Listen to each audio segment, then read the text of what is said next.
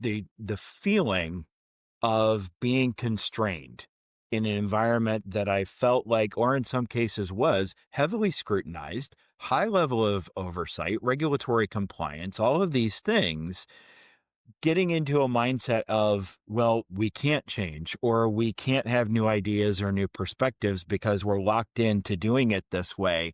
There may be a no that has to come out as that answer, but that's not the end of the discussion. There's a no, and here's why.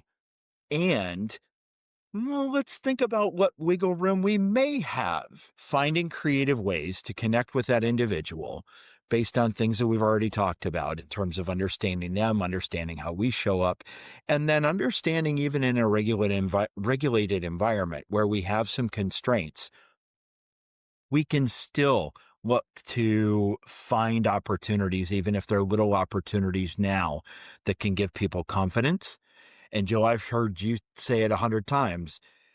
Just having that one opportunity to be seen may give the person the confidence they need to bring forth that next idea that may change the whole landscape of everything for the better. So are there other things from a tactical perspective that leaders can start to use immediately or try on for size with their teams to engage folks with? Yeah, a thought comes to mind right away, which is so connected to what we were just talking about, listening to others' ideas and inviting them into the dialogue, and it's delegating. I am amazed at how often, and I remember thinking this early in my career, that delegating is binary. You either do or you don't delegate. And when you work in a heavily regulated environment where things have to be technically accurate, there are lives at stake in many environments. There are an enormous amount of dollars. There's our reputation at stake, all kinds of things. We often think I either do or don't delegate, and therefore that's scary and terrifying. And I don't know if you know what you're doing yet, so I don't delegate. And I think for leaders, a really important thing to know of, we talk about this in personified leadership, is there are three different modes of delegation: hands on, hand in hand, and then hands off. And that will change. You will pick one of those three modes of delegation based on a lot of factors. Number one, what's the skill set and the knowledge base of the person you're delegating to? What's the project like? Is it an appropriate project to build their skill set on? And then number three, sort of like, what's your timeline? What's the sort of conditions or the environment around that delegation? And by the way, a lot of delegators are like, oh, I'm going to toss this off. So I have too much on my plate. I'm stressed out. So I'm just going to dump it on you, right? That's when people say I've been dumped and run, right? That's the dump it and then leave. The really primary objective of delegating is to develop others, right? So when you think about leadership, the benefit is you get some stuff off your plate. But the more important thing is once you're a leader, your job, even if you're not a formal leader, when you're working in a team environment, you are going to be helping others develop skill sets. And so if you decide to do hands on, then you can say, great, how about we work on this together? But really at the end of the day, the responsibility lands with me.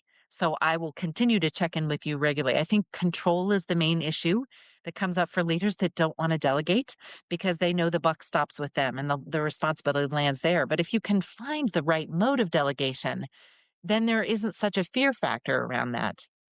As time goes on, you can become more hands off because you know they can take it and run with it. And I delegated someone to something. It took me 3 years. First year, I was very hands on. She watched me. I trained her. I taught her what we were doing. She told me a little of what she learned. That was very hands on. Second year, she ran the program, but I was right there in the room. I was helping her. We were checking in regularly. There were a few things we had to make sure we were clear on who had what role, right? Because when you do hand in hand, things can fall through because I thought you had it and you thought I had it, kind of thing. And then the third year, I checked in with her at the beginning. She ran the whole thing and she said, oh, by the way, I've made some improvements to this. We're going to do this, this, and this instead. And can I tell you, they were things I never would have thought of. And they were better. Right. And so that's another advantage to getting to that hands off is they develop, your people will make things even better than you even imagined they would before you even started. Right. So I checked back in a little bit afterwards. I was like, how'd it go? And rave reviews, better than I would have done. So that's your job as a leader is developing others. Right. If Medlicon can help you and your organization, we're happy to do so. We specialize in the following areas: quality and compliance, validation and qualification services, project management, tech transfers, general and specialized training programs, engineering services, and talent acquisition.